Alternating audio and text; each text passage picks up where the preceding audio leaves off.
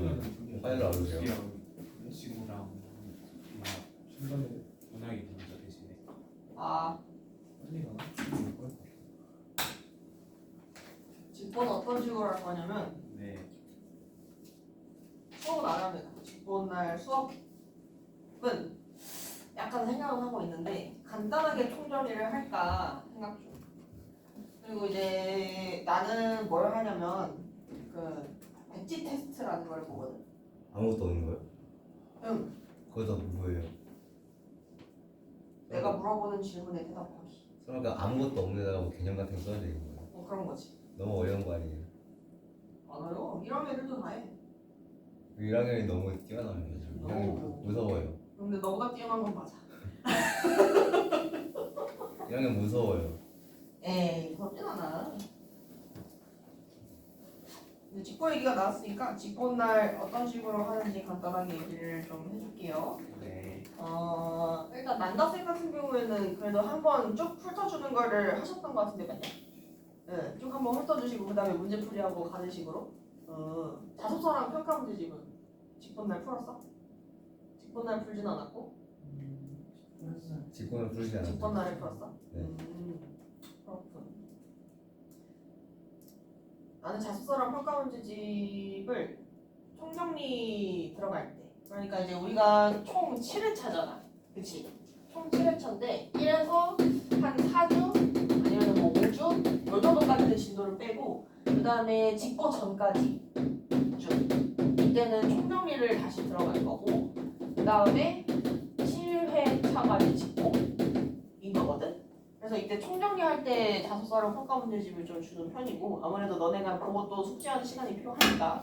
그리고 직권 날에는 뭘 할 거냐면은 백지 테스트 그리고 문제풀이 이렇게 할 겁니다. 이 백지 테스트라는 거는 주관식 평가라고 생각하시면 되는데 니네 머릿속에 뭐가 얼마나 들었는지를 확인하는 거라고 생각하면 될 것 같아. 그러니까 이런 식이야. 예를 들어서 우리가 그 쉽게 쓰여진 시가 있잖아. 그러면은 이제 테스트가 있으면은 본문을 이만큼 주고 그 다음에 주제, 시어의 의미, 뭐 이런 거 써보라고 하는 거지. 그러니까 머릿속에 잘 정리가 되어 있는지를 확인해 보라는 얘기고요. 소설 같은 경우는 본문을 안 줍니다. 소설은 본문은 안 줄 거야. 시는 본문 줄 건데 소설은 본문 안 줄 거예요. 근데 막상 받으면은 뭐 어떤 식으로 써야 되는지 좀 감이 올 거야. 보통 백지 테스트 하는데 1시간에서 1시간 반 정도 걸리더라고 애들이. 근데 너네 시험 범위가 좀 많으니까 써놓은 거 백지에 다 써요. 양 조절을 좀 해볼게. 양 조절을 좀 해볼게. 1시간에서 1시간 반 정도 걸리게끔 선생님이 세팅을 해볼게. 그리고 문제풀이까지 다 하고 나면 좀 빨리 가는 애들은 2시간이면 가고 보통은 한 4시간 정도 걸려. 4시간 정도로 세팅을 해 내가. 그래서 전체 테스트가 1시간 반 정도, 그리고 문제풀이가 2시간 반 정도. 그래서 질의응답까지 끝나고 나면은 그 정도 걸리고. 근데 진짜 백지 테스트는 머릿속에 잘 들어있으면 수르르르 나오는 거라서 진짜 공부 잘 되어 있는 애들은 한 40분 컷 치는 애를 본 적 있어. 40분. 걔는 당연히 100점을 받아왔지. 그런 애는 일찍 가도 된다고 생각합니다. 저는 넌 안 되지. 되겠냐? 안 되죠? 응, 안 됩니다. 그럼 문제는 그날 푸는 거예요? 그날. 이번 당일날 하고 나서. 이번 주 클린이 있어요. 이번 주 클리닉 없다? 덕주로 하는 거니까. 그리고 백지 테스트는 주관식이기 때문에 그거를 너네가 어떻게 썼는지를 내가 보면 너네가 어디가 부족한지가 좀 대충 감이 옵니다. 네, 그래서 그거 확인하려고 보는 거니까 그날 직권날 오시고요. 그리고 백지 테스트 답지는 따로 없어. 내가 볼 거야. 답지는 따로 없고 내가 볼 겁니다. 선생님 보신다고요? 내가 직접 봐야지 그러면. 그거 보려고 하는 건데. 아무튼 오늘 나갈 건 위생비장전하고 그거 도도한 생활 이거 2개를 나가려고 하는데 도도한 생활은 일단 교과서에 있는 부분을 먼저 나가고 그리고 다음 주에 전문을 한번 쭉 이어서 다시 한번 살펴볼 예정입니다. 그리고 이제 너네 시험 보니까 공지가 되긴 됐는데 나는 너네 학교 선생님을 믿을 수 없어. 솔직히 얘기 니들도 그렇지. 니네 학교 선생님 못 믿겠죠? 나도 못 믿겠어. 그래서 일단은 그 교과서에 있는 부분들 진도를 좀 먼저 나가고 여전히 이제 학교 선생님이 계속 전문을 주장을 하신다면 다음 주에 전문을 한번 보는 식으로 들어가면 괜찮을 것 같고요. 그리고 이제 너네 실제로 진도 나가는 거 위주로 할 테니까 진도 나가는 거 봐서 진도 다 끝난 작품들 먼저 보는 식으로 할 거야. 최대한 안전하게 가는 방향으로. 근데 작년에 진도 나갔는데 빠진 경우도 있었니? 시험 범위가? 진도 나갔는데 빠진 경우는 없었어? 빠진 건 없는데 추가된 경우가 좀 아, 추가된 경우는 있었어? 추가된 거는 그거는 진도를 더 빼면 돼. 진도를 더 나가면 되지. 자, 그래서 너네 진도 지금 어디 나가고 있니? 무도한생. 고등생활? 전문? 아, 그 전문이라 좀 오래 걸리는구나. 이생규장전은 아직 안 했고. 오케이. 그러면 오늘 할 게 이생규장전이랑 도도한생활 그거 교과서 보고 이렇게 갈게요. 그럼 다음 주에 도도한생활 전문을 좀 같이 봅시다. 일단 이생규장전 먼저 볼 건데 요 이생규장전의 대략적인 줄거리 그리고 이생규장전 파악하려면 우리가 알아야 되는 이런저런 정보들이 조금 있어. 이거 간단하게 소개하고 들어가 볼게요. 자, 일단은 요 이생규장전이라는 작품은 만남과 이별을 반복하는 구조로 되어 있어. 만났다가 헤어지고 만났다가 헤어지고 만났다 헤어지고. 그래서 이 이생이라는 사람과 최씨라는 최여인이라는 사람이 만나가지고 이제 사랑을 하는 스토리인데 첫 번째는 어떤 식으로 만나게 되냐? 첫 번째는 이생이라는 사람이 규장을 해서 만나게 됩니다. 이때 규장이라는 게 뭐냐면 담장 너머를 엿본다라는 뜻이야. 그래서 그 담장 너머에 누가 있어? 아름다운 최씨 여인이 있었습니다. 그래서 막 이렇게 힐끗힐끗 엿보다가 이제 눈이 맞아가지고 서로 러브레터도 보내고 이제 편지 쓰면서 우리 100년 가야 맺으시다 이렇게 이제 약속까지 하고 이제 자유롭게 연애를 했던 거죠. 그래서 이생이 주장을 하면서 이제 만남을 가지게 되는데 문제는 뭐냐면은 당시에는 공건 사회였기 때문에 양반가의 자제들은 자기가 원하는 사람과 결혼할 수가 없습니다. 그래서 이제 아버지한테 딱 걸렸는데 아버지가 저 최씨 부인, 최씨 여자가 집안이 너무 높아가지고 우리 집안이 급이 안 돼서 결혼을 못 시키겠다. 그런 이유로 이제 결혼을 반대를 하게 돼. 그래서 이생 너는 왜 지금 공부도 안 하고 여자에 빠져가지고 막 이렇게 하면서 저기 남쪽으로 보내버립니다. 응. 그래서 이생 아버지의 반대로 쌤, 저 이거 빼는 거 같은데. 뺀다고? 뭔 소리야? 이게 저번에 쌤이 작년 1학년 쌤이 오셔가지고 이번에 또 문제 만드는데 이신규장은 작년에도 했다고 문제 형식이 너무 똑같다고. 그거는 힘 다른 병이 있어 아니야? 아니죠? 모르겠어 지금 머리가 헷갈려. 지금 멘탈 공개할 것 지금 같아. 뭐 하나 근데 그 들은 적 있던 것 같아요. 뭐 하나 빼시. 제가 저희 쌤한테 똑같이 이생규 정전 작년에 그러니까. 했으니까 안 빼냐고 물어봤는데 그 작년에는 일부만 했고 이번에는 많이 나와가지고 헷갈려요 지금 그게. 눈물이 자락자락 눈물이 잘잘 나려고 하는데 아 이거 들어간다는 거 안 들어간다고 그래서 이 미쳐버리겠네. 작품이 맞는지가 헷갈려요 일단은. 근데 아마 신발을 때 빼는 빼는 게 게 맞나? 모르겠어 지금. 아무 얘기도 들은 적이 없어 너는. 아, 저 뺀다는 거 들은 적 있는 것 같은데 그게 뭔지 근데 모르겠어요. 뭐 하나 뺀다고 하셨어요. 그게 그거 희망병 아니야? 그거는 확실히 헷갈려. 한마름병 확실히 빠지는 거고. 근데 이상규장전이 작년에 너네 교과서에 보면 학습활동 지원으로 조그맣게 이렇게 들어가 있거든. 좀 헷갈려. 그래? 아, 그럼 마저 해. 진짜 멘탈 막 나가 정신 나갈 것 같아 지금. 일단 마저 해. 마저 해. 나 일단은 어디까지 얘기했니? 이생 아버지가 지금 우리 집안이 급이 안 돼서 저쪽 최씨 집안이랑 결혼을 못 하겠다. 그래가지고 이제 이생을 남쪽으로 공부하라고 보내버립니다. 그래서 이제 이생이 남쪽으로 떠나게 된다. 이생이 남쪽으로 떠나. 근데 다시 한번 만나게 되지. 어떻게 만나느냐? 이생이 떠난다는 소식을 들은 우리 최씨 부인이 엄마한테 떼를 씁니다. 아이고 나는 절대 무조건 저 이생이랑 결혼 약속을 했으니까 나는 이제 아녀자로서 뭐 절기를 지켜야 된다 뭐 이런 얘기를 하면서 솔직히 말도 안 되는 거긴 해. 자기네들끼리 이제 눈 맞아가지고 우리 결혼하자 이렇게 한 건데 결혼 이제 약속을 했으니까 자기는 절개를 지켜야 되니까 이생이랑 결혼 못하면 난 죽어버리겠다 뭐 이런 식으로 부모님들한테 하소연을 한단 말이야. 그래서 그 최씨의 간곡한 청을 부모님이 들어줍니다. 그래서 다시 만나게 되고 결국에는 결혼까지 꼬리는 하게 되는 거지. 그래서 최씨의 부탁으로 결혼을 하게 된다. 성공을 합니다. 그래서 백년해로 하면 참 좋겠지만은 무슨 일이 있더니냐. 홍건적의 난이 터지게 되고 이때 최 씨가 이생은 어찌저찌 도망가서 살았는데 최 씨는 홍건적 이제 나쁜 놈한테 딱 걸려가지고 너한테 이제 지조를 잃을 바에는 죽겠다 해서 죽어버립니다. 그래서 최 씨가 사망해서 이별한다. 최 씨의 죽음. 이별을 하게 되고 그다음에 세 번째 다시 만나게 됐는데 최 씨가 죽었잖아. 근데 귀신으로 다시 태어납니다. 최 씨의 환신.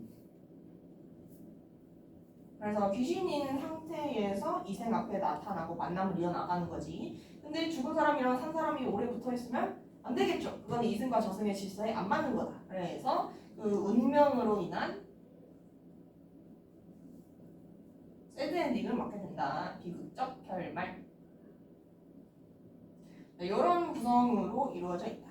그런데 여기서 이 작품의 주제를 우리가 생각을 해봤을 때 이 작품의 주제가 사실은 죽음이라는 시련이 부닥쳤는데도 불구하고 결국에는 이생이랑 같이 함께 하려고 했잖아. 근데 마지막에는 헤어져 버린. 그래서 이 작품의 주제는 죽음을 초월한 사랑입니다. 죽음을 초월한 사랑. 근데 죽음을 초월한 사랑 말고도 한 가지 주제를 더 생각해낼 수가 있는데 그게 뭐냐면 세조에 대한 비판 그리고 간종에 대한 절개. 요 얘기가 뜬금없이 왜 나오느냐? 이 김시습이라는 사람 있지? 이 생규장전을 쓴 사람이 김시습이야. 근데 이 사람이 생육신입니다. 그러니까 생육신이라고 하면 어떤 사람들이냐? 단종을 지지하면서 숨어 지내던 사람들이죠. 그래서 살았던 거지. 단종을 지지하면서 실제로 단종 복위 운동을 했던 사육신들은 영모죄를 죽은 거고. 그래서 이 사람은 생육신이기 때문에 그 자신의 가치관을 이 작품에 녹여냈다고 볼 수가 있는데 그게 어디서 가장 두드러지냐면 최 씨라는 인물을 우리가 봤을 때 이 최 씨의 행보가 작가가 원하는 그 캐릭터상에 거의 딱 들어맞아. 지금 보시면은 요 구조에서 처음에 이생이 담장을 넘어가지고 만났지. 그치? 만나고 나서 두 번째는 다시 또 만나게 된 것이 최 씨가. 최 씨가 부모님한테 부탁을 했기 때문이야. 그리고 세 번째 만남에서도 최 씨가 다시 환생을 했기 때문에 만났던 거지. 그러니까 이 만남과 이별을 최 씨가 주도하고 있다고 봐도 되는 거야. 오케이? 그러고 나서 이 최 씨는 자기 목숨보다도 절개가 더 중요하다고 얘기를 했잖아. 그래서 이 단종에 대한 절개를 최 씨가 절개를 지키는 걸로 표현을 했던 거지. 오케이? 응. 그래서 이 최 씨가 가지고 있는 것들, 최 씨의 속성 몇 개 정리해 볼게요. 일단은 첫 번째로 이 최 씨는 진보적인 성향을 가지는 부분이 있습니다. 일단 진보적인 부분은 뭐냐? 작중의 만남을 주도하는 역할을 한다. 그리고 얘는 자기가 좋아하는 사람이랑 자유연애를 했지, 그치? 자유연애를 한다라는 것도 진보적인 성향이 보인다고 할 수 있겠고요. 근데 반면에 보수적인 부분도 있어. 유교적 가치관을 따라가는 부분. 어디? 목숨보다도 절개가 소중하다. 지조가 소중하다. 여기 부분이죠.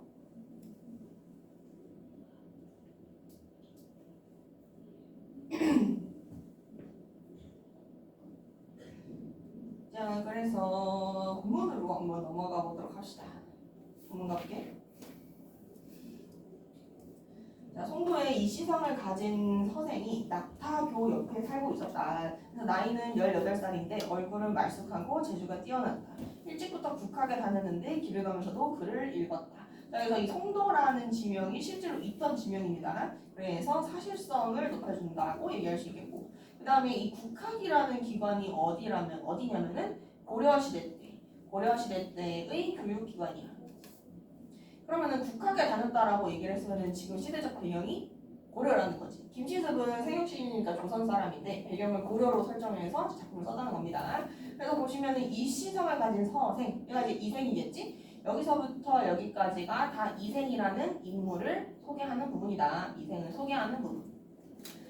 자, 그 다음에 바로 밑에 가시면은 그때 선종미 귀족집에 최씨 처녀가 살고 있었대. 이제 최씨 여인이 이제 나오게 됩니다. 나이는 16살쯤 되었는데 맵씨가 아리따고 자수에 능하고 시구에도 뛰어났다. 그래서 세상 사람들은 이렇게 그들을 칭찬했다. 그러니까 지금 보시면은 여기서부터 여기까지가 다 최씨 여인을 소개하는 부분입니다. 그치? 그래서 여기 이렇게 그들을 칭찬했다라고 했을 때 요 이렇게 뒤에 이제 시가 좀 나와줘야 되는데 여기 본문에 시가 좀 잘렸습니다. 이 시가 어떻게 나오게 되냐면은 그 뒤에 너네는 교사랑 교과서를 보시면 확인할 수가 있는데 풍류 제자 이 수제야 반달 같은 최처녀야 하면서 너희 제주 너희 얼굴 보면 볼수록 너무 기분이 좋다 이런 얘기입니다. 그래서 한마디로 여기서 뽑아낼 수 있는 건 뭐냐면은 여기 이생이랑 이생 그리고 최 씨가 제자 다인형 인물이다. 제자 다인형 인물이라는 거. 둘 다 제주도 좋고 용모도 뛰어나다.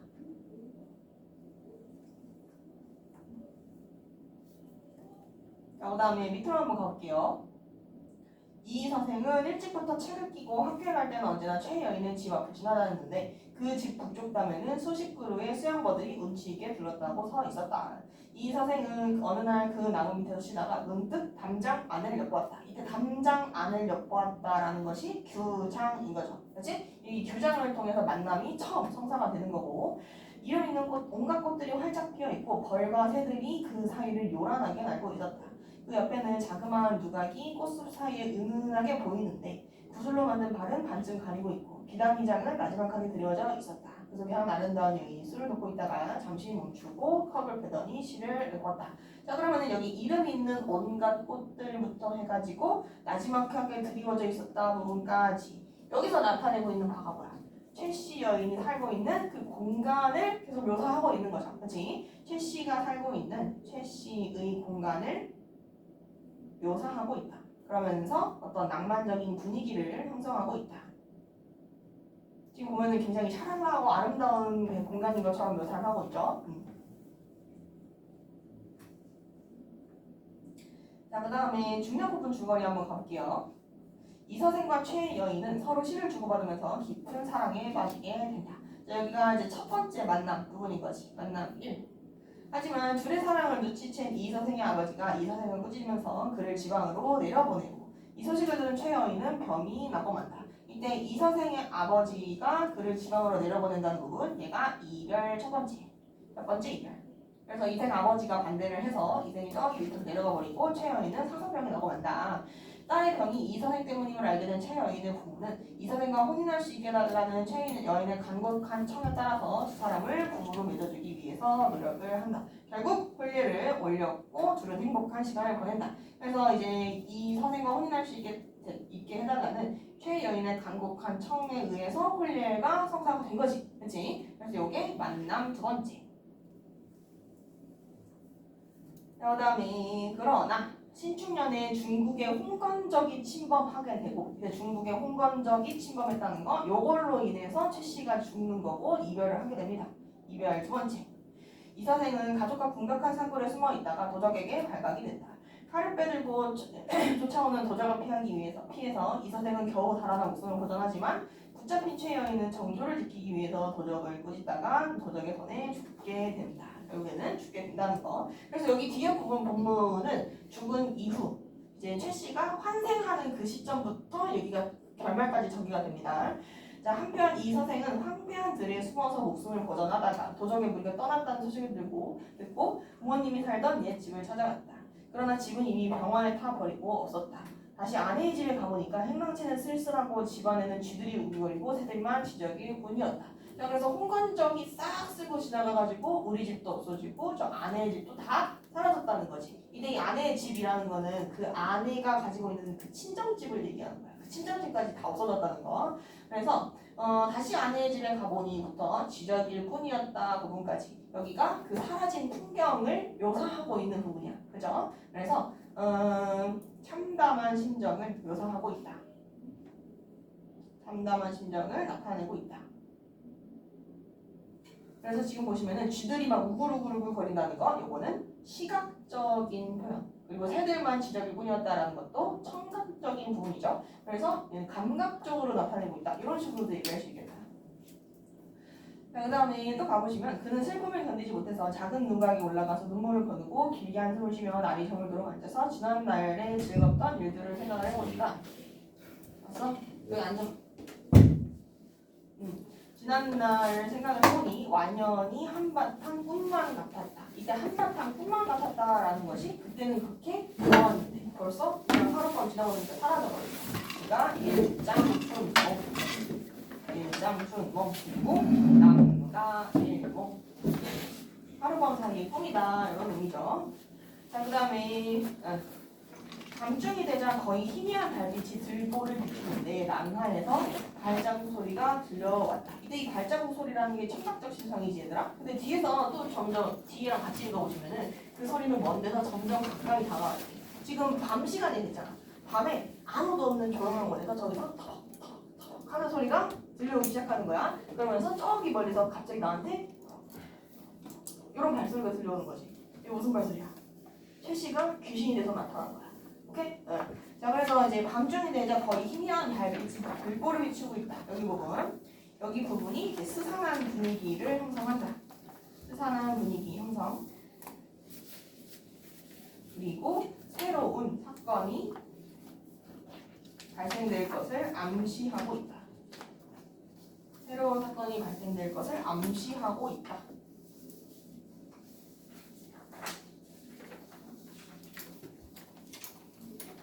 그 다음에 뒤로 가볼게요. 자, 살펴보니까 사랑하는 아내가 거기 있었다. 근데 죽었는데 다시 새롭게 살아나는 거? 이건 사실 비현실적인 전개지. 그래서 여기를 어떻게 얘기를 하냐면 전기적 요소가 사용되었다. 전기적 요소. 비현실적인 요소죠. 그래서 이 서색은 그녀가 이미 이승에 없는 사람임을 알고 있었으나 너무나 사랑하는 마음에 반가움이 앞서서 의심도 하지 않고 말했다. 부인은 어디로 피난하여 목숨을 보전하였소. 자, 근데 아까 위에서 뭐라 그랬어? 이승이 없는 사람을 알았다고 했잖아. 근데 말은 어디서 보전하였냐라고 말을 해. 너무 반가워서 그런 거야. 오케이? 그래서 이 부분에서 일치 문제 많이 나오는데 얘는 이미 알고 있어. 아는 상태에서 말을 저렇게 한 거야. 오케이? 이미 이승에 없는 사람임을 알고 있었다. 여기 부분에 일치 조심합시다. 일치 조심. 자, 그 다음에 밑으로 갈게요. 저는 본디 양가의 딸로서 가정의 교훈을 받아서 자수와 바느질에 힘을 썼고 시서와 예법을 배웠으므로 규중의 법도를 알았다. 이때 시서라는 것도 시를 쓰는 것, 그리고 서는 글씨를 쓰는 것, 이거. 그리고 이제 어찌 집안의 일을 알겠습니까? 라고 이야기를 하는데 지금 보시면은 나는 양가집의 딸로서 태어났기 때문에 이런 것들밖에 모르고 집 밖에서 남자들이 무슨 일을 하는지는 잘 몰라요. 이렇게 말하는 거지. 그치? 그래서 여기서부터 여기까지가 최씨 부인이 가지고 있는 공건적 가치관이다. 공건적 가치관이 제시되어 있다. 이때 이 최씨라는 인물 자체가 보수적인 면모도 있고 진보적인 면모도 있다고 했었잖아. 그래서 그 최씨 부인이 가지고 있는 가치관이 여기서 뒤 조금씩 나타나게 될 거야. 그러나 남군께서 붉은 살구꽃이 피어있는 담 안을 엿보게 되자 저는 스스로 몸을 바쳤으며 꽃 앞에서 한 번 웃고 난 후에 평생의 가약을 맺었다. 그래서 스스로 몸을 바치고 그 다음에 평생의 가약을 맺었다는 부분, 여기가 자유연애 사상이 드러난 부분이죠. 그렇지? 자유연애 사상. 그래서 최씨의 적극성이 나타나고 있다. 그 다음에 또 가봅시다. 희장 속에서 거듭 만났을 때에는 정이 백년을 넘쳤습니다. 사세가 이렇게 되자 슬픔과 부끄러움을 참아 견딜 수가 없었습니다. 장차 100년을 함께 하려고 했는데 어찌 회객을 만나 구렁에 넘어질 줄 알았겠습니까? 이때 회객을 만나서 구렁에 넘어졌다? 이거 무슨 얘기냐? 홍건적을 만났다라는 얘기죠. 홍건적의 난. 그래서 또 가볼게요. 끝내 이 같은 놈들에게 정조를 잃진 않았지만 몸뚱이는 진흙탕에서 찢김을 당하고 말았다. 진실로 천성이 그렇게 만든 것입니다만 인정으로는 차마 할 수 없는 일이었습니다. 그러니까 나는 천성이 절개가 더 중하다고 생각하는 그런 천성을 타고나서 그렇게 가능했던 거지, 이게 일반적인 사고방식으로는 그렇게 못했을 것 같다 이렇게 얘기를 하는 거야. 그래서 본인의 절개가 그만큼 높다고 어필을 하는 부분이고요. 그 다음에 저는 난군과 궁벽한 산골에서 헤어진 후로 짝 잃은 새가 되고 말았던 것입니다. 자, 여기서 짝 잃은 새라고 얘기했지. 이거 누구야? 최여인 자신의 처지를 비유한 표현이다. 그래서 이 이생기장전 같은 경우에는 사실 문제를 낼 만한 포인트가 그렇게 많지는 않아. 어차피 너네가 시험 범위에 들어가는 작품 개수가 되게 많기 때문에 이생기장전 라이트하게 읽고 넘어가도 괜찮을 것 같거든요. 그래서 일단은 이런 부분에서 뭐 비유적 표현을 사용하고 있다. 이런 식으로 선지 나올 수 있습니다. 그 다음에 또 가볼게요. 집도 없어지고 부모님도 잃었으니 피곤한 혼백에 의지할 곳이 없음이 한스러웠습니다. 의리는 중하고 목숨은 가벼움으로. 여기서 의리라는 게 지조랑 절개를 얘기하는 거지. 그렇지? 그래서 여기서 이제 최씨의 봉건적 그리고 유교적 가치관이 나타나고 있다. 유교적 가치관. 자기가 죽고 사는 문제보다 절개를 지키는 게 훨씬 더 중요하다고 얘기를 한 거고, 그 다음에 세잔한 몸뚱이로서 치욕을 면한 것만은 당연히 이었습니다만 누가 산산조각이란 제 마음을 불쌍히 여겨주겠습니까? 다만 갈기갈기 찢어진 썩은 창자에만 맺혀 있을 뿐입니다. 그래서 갈기갈기 찢어진부터 맺혀 있을 뿐입니다. 여기 부분은 각골통한, 이렇게 각골통한, 지금 한이 서렸다. 그러면 얘는 어느 부분에서 한이 된 거야? 자기가 지조를 지키기는 했어. 근데 내가 죽어서 여기저기 흩뿌려진 거, 자기가 흩뿌려진 거에 대한 그런 한을 가지고 있는 거죠. 그 다음에 해골은 들판에 던져졌고 몸뚱이는 땅에 버려지고 말았으니 생각하면 그 옛날의 즐거움은 오늘의 이 비운을 위해 마련된 것이 아니었던가 싶습니다. 자, 그러면 여기서 해골은 던져졌고 몸뚱이는 땅에 버려졌으니부터 해서 오늘을 위해 마련된 것이 아니었던가 싶습니다. 그러면 여기서 얘기하는 이 오늘의 비운이라는 건 뭐야? 다시 만나는 거잖아. 그렇지? 재회를 하는 거죠. 그래서 내가 그 당시에 그렇게 참혹한 일을 겪었던 것은 오늘 다시 만나기 위함이 아니었을까. 이게 슬픔이 지나가고 좋은 일들이 찾아온다. 그래서 흥진 비례.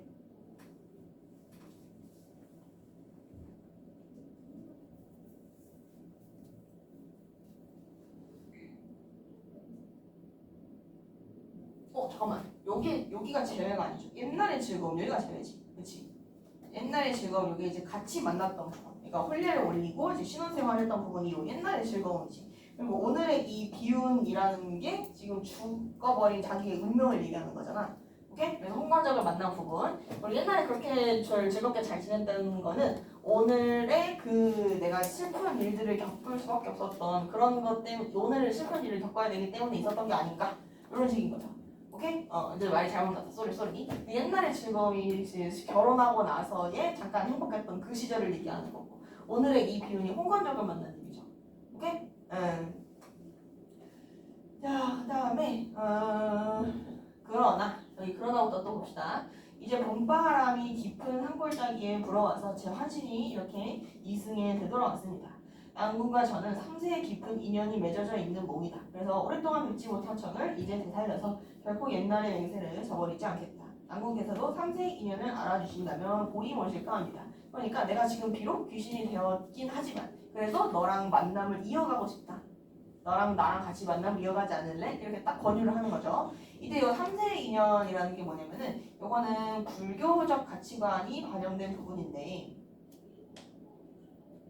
3세라는 게 전생 그리고 현생 마지막에 내생까지. 그래서 이 전생은 내가 이전에 살던 생이고 현생은 지금의 삶이고 내생은 원래자를 써서 내 다음 생을 얘기하는 거야. 오케이? 그래서 요 세 가지 생을 합해서 3생 이렇게 얘기를 하는데 얘가 이제 3생, 세 가지 세계 이렇게도 볼 수 있는 거죠. 그래서 이제 윤회 사상, 불교적 가치관이 반영되어 있다. 오케이? 또 가볼게요. 야, 그래서 이 선생이 기쁘고 또 고마워서 그것은 본디 나의 소원이요 하면서 오케이를 했어. 그래서 이제 그 귀신이 된 최씨와 이생이 같이 생활을 하게 되는 거죠. 하고는 서로 즐겁게 심정을 털어놓았다. 이윽고 이야기가 가산에 미치자. 이때 가산이라는 게 집안의 재산이라는 뜻이야. 집안의 재산. 막 이야기를 하다가 그러면 우리 집안이 가지고 있던 재산들은 다 어디로 갔냐 이런 얘기를 하니까 조금도 잃지 않고 산골짜기에 묻어뒀대. 그러니까 도망가는 와중에도 이 집안의 재산을 어떻게든 챙겨가지고 아무도 모르는 곳에 얘가 살아있을 때 묻어놨다는 얘기야. 오케이? 그래서 여기서부터 여기까지 요거 최씨가 캐리한 거죠. 그치? 최씨의 최여인의 한석함이 나타나는 부분. 자, 그 다음에 바로 밑에 보시면은 또 우리 집의 두 부모님의 해골은 어디에 갔냐. 지금 이제 해골이 되었다라는 것도 홍건적의 난이 덮치면서 부모님도 다시 돌아가셨으니까 그 유해가 어디 갔냐라고 하니까 하는 수 없이 어떤 곳에 그냥 버려두었습니다. 그럼 이렇게 부모님을 물어보는 거. 이거는 이생도 나름의 효를 중시하는 가치관을 가지고 있다는 얘기지. 그치? 효를 중시하는 가치관. 효를 중시한다. 자, 뒤로 가봅시다. 서로 쌓였던 이야기가 끝나고 잠자리를 같이 하니 찌극한 즐거움은 옛날과 같았다. 이튿날 여인은 이 선생과 함께 가서 매장한 것을 찾으니까 거기에는 금은 몇 덩어리와 재물이 약간 있었다. 내가 묻어놨다고 한 곳에 진짜로 가보니까 거기에 진짜로 그 금은이 조금 있었던 거지.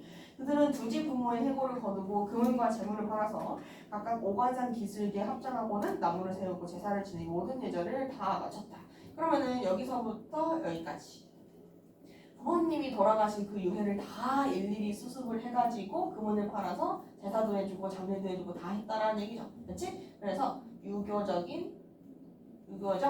가치관 그 중에서도 효가 나타나 있다. 효.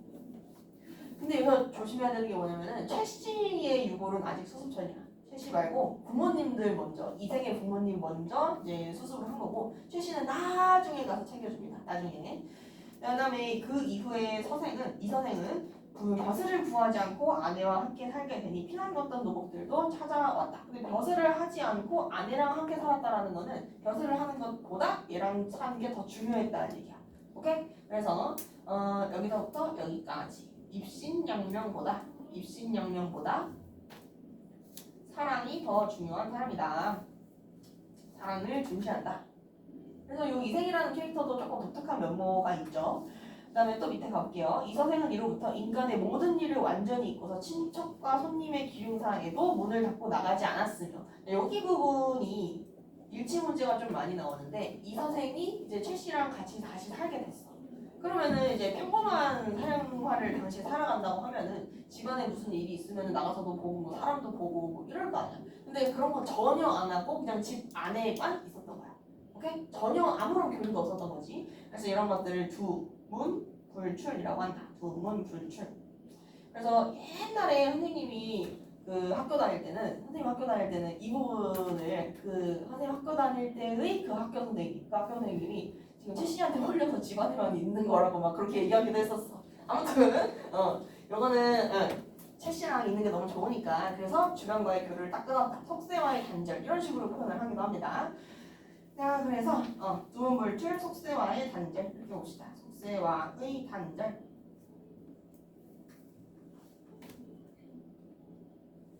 자, 그 다음에 또 가볼게요. 늘 아내와 식구를 지어서 주고받으며 즐겁게 세월을 보냈다. 그러던 몇 해가 지난 어느 날 시간이 조금 흘렀죠. 그치? 시간의 경과.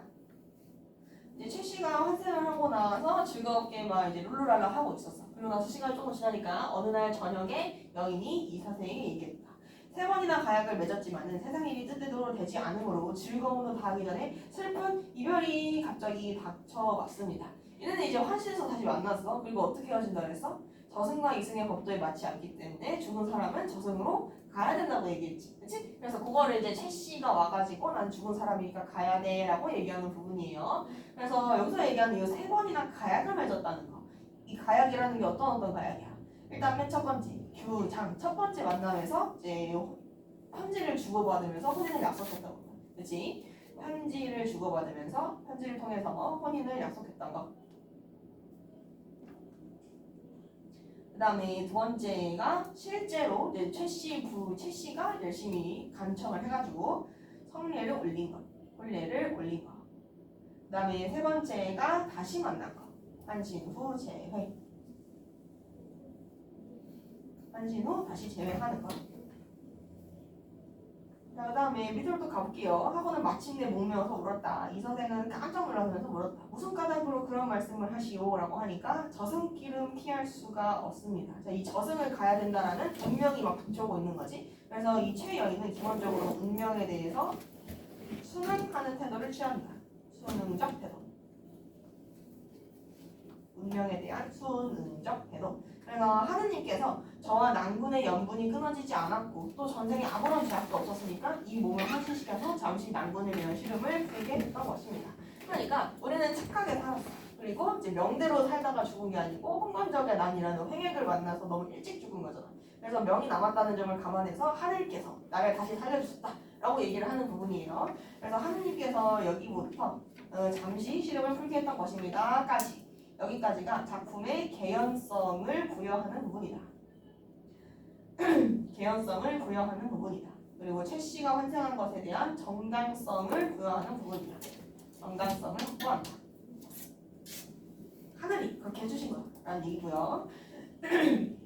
그러나 오랫동안 인간 세상에 머물러 있으면서 한 사람을 유혹할 수는 없습니다. 하던 이 시객의 명예와 술을 올리게 하고는 옥루 춘곡에 맞추어 노래를 지어 부르면서 이사생에게 술을 권했다. 이제 옥루 춘곡은 그냥 노래이네요. 별로 큰 중요한 의미는 아니야. 그래서 이 선생에게 술을 권하면서 이 술을 먹고 이제 다 자리를 파하면 이제 끝나는 거지. 이제 이별주예요, 이별주.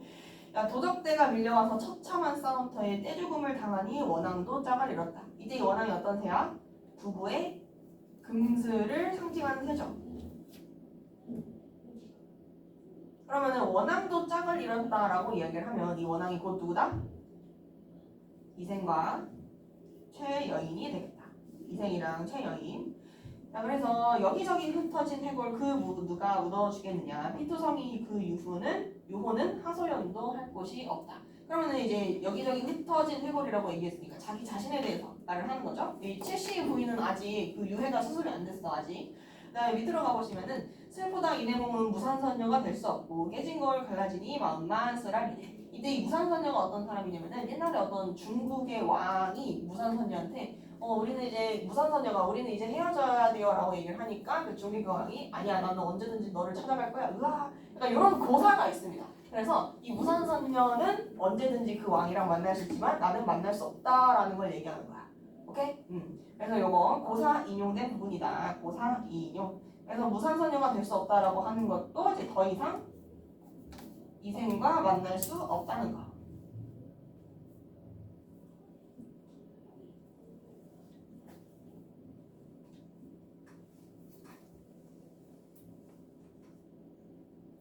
자, 그 다음에 밑에 보시면 깨진 거울이 또다시 갈라지니 마음이 쓰라리다 그랬잖아. 이때 이 거울이라는 게 옛날에는 그 우리나라 사람들에게 나름 중요한 의미를 가진 거였어.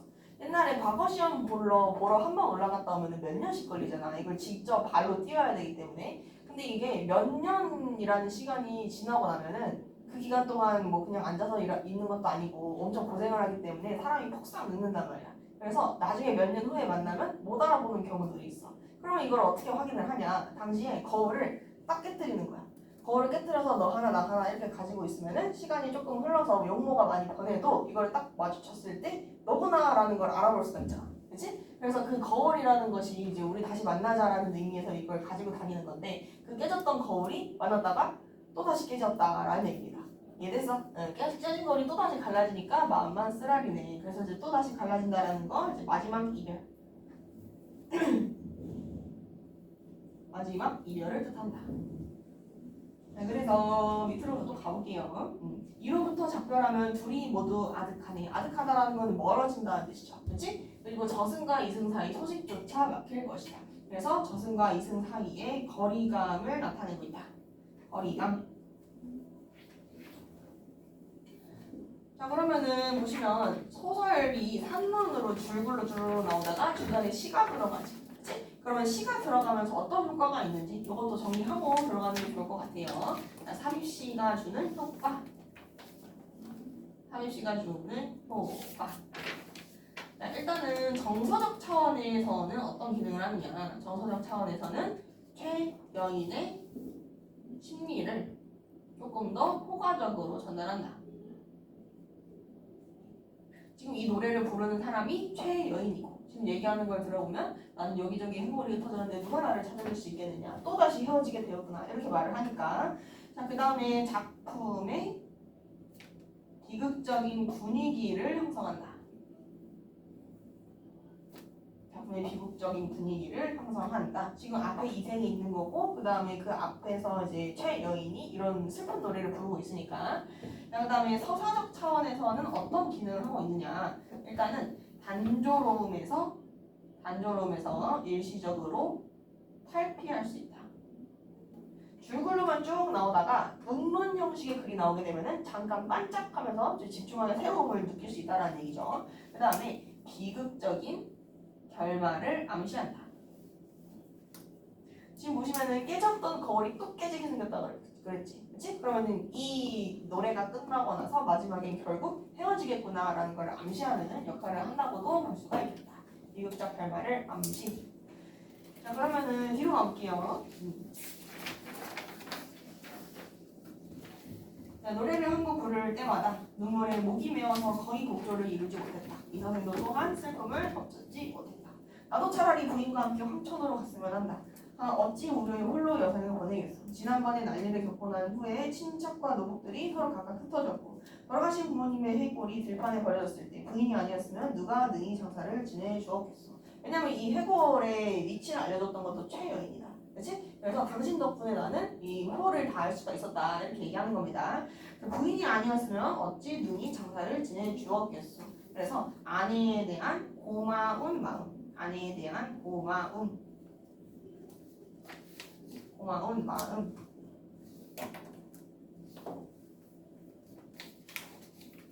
자, 그 다음에 또 가보시면 옛사람의 말에 부모님이 살아계실 때는 예자로서 섬기고 돌아가신 후에도 예로서 장사 지내야 한다고 하는데 이런 일을 부인이 모두 해줬다. 그것은 부인이 천성 순효하고 인정이 두터운 때문이다. 그래서 스스로 부끄러움을 이기지 못하였어. 이때 여기서 얘기하는 부끄러움이라는 게 뭐냐면은 최여인은 죽었지. 근데 자기는 혼자 살아남았잖아. 그러면 아내가 죽은 가장이 가질 만한 부끄러움이 뭐가 있겠어? 가족을 책임지지 못했다는 죄책감. 그치? 죄책감. 그리고 혼자 살아남았다는 어떤 미안한 마음. 이런 것들을 얘기합니다. 그래서 부인은 이승에서 함께 오래 살다가 100년 후에 같이 세상을 떠나는 게 어떻겠어? 지금 아까 최여인이 분명히 얘기했지. 나는 이제 저승의 법도에 따라서 가야 된다고 했단 말이야. 근데 여기서는 싫어. 나랑 같이 살면 안 돼? 이렇게 얘기를 합니다. 그럼 이거는 운명을 거부하는 태도야. 이별을 거부하는 거고요.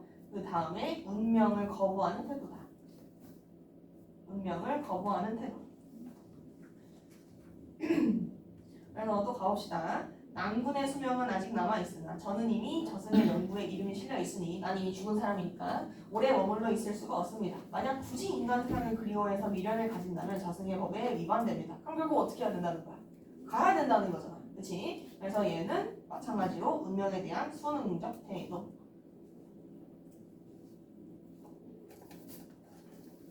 그렇게 되면 죄가 저에게만 미치는 게 아니라 낭군에게까지 그 허물이 미칠 것이다. 다만 저의 유골이 아직 그곳에 흩어져 있으니 만약 은혜를 베풀어 주시겠다면 유골을 거두어 비바람을 맞지 않게 해 주십시오. 그래서 이제 마지막까지 가니까 가는 김에 부탁 하나만 하고 가자. 그래서 내 유골을 수습해 달라. 이렇게 얘기를 하는 거죠. 그래서 두 사람은 서로 바라보면서 눈물을 흘렸다. 잠시 후에 여인은 말했다. 낭군님 부디 안녕히 계십시오. 말을 마치자 점점 사라져서 마침내 종적을 감추었다. 이제 최여인은 왔을 때부터 이제 귀신 상태였으니까 이 끝날 때도 서서히 사라지면서 이제 헤어지는 거죠. 그래서 마침내 종족을 감췄다. 여기 부분 전기적 요소, 전기적 요소가 들어가 있다. 자, 그래서 이 서생은 아내가 말한 대로 그녀의 해골을 거두어 부모의 무덤 곁에 장사를 지내주었다. 자, 그러면 요 타이밍에서 최 씨의 유해가 수습이 되는 거지. 그렇지? 그래서 부모님을 먼저 수습을 해드리고 시간 조금 많이 지나고 나서 나중에 이제 떠날 때 최 여인의 시신이 수습이 됩니다. 그래서 요 타이밍에서 최 씨의 부탁을 들어줬다. 최 씨의 부탁을 들어줌.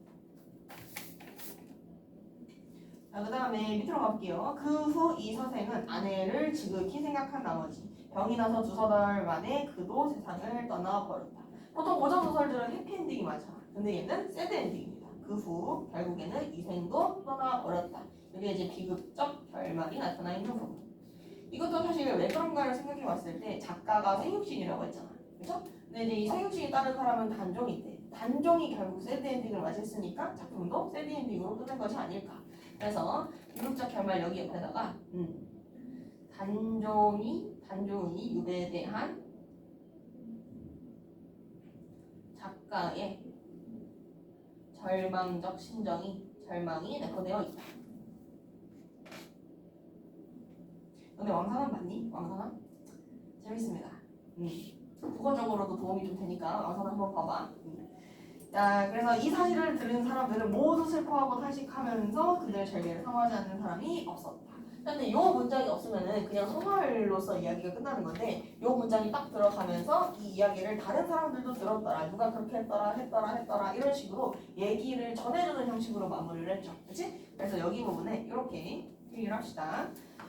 이생과 최 씨의 이야기를 전달하는 것처럼 마무리를 한다.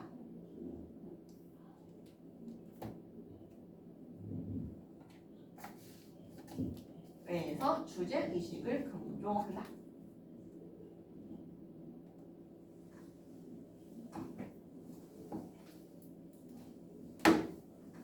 거 한번 해봅시다.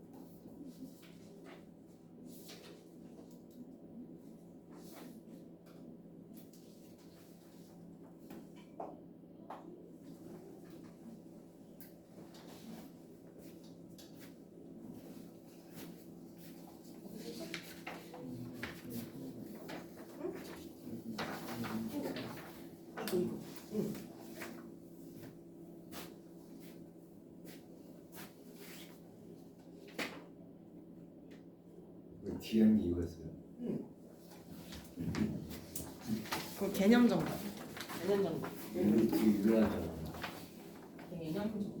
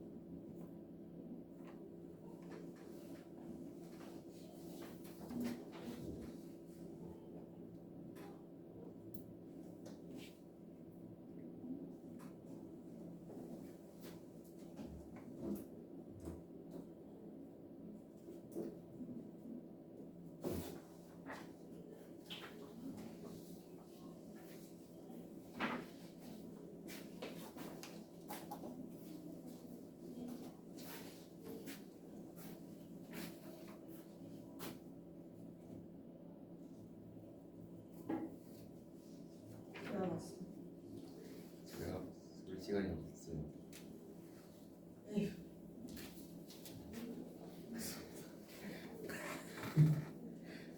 딱 2개 남았어. 너랑 해와. 네. 응.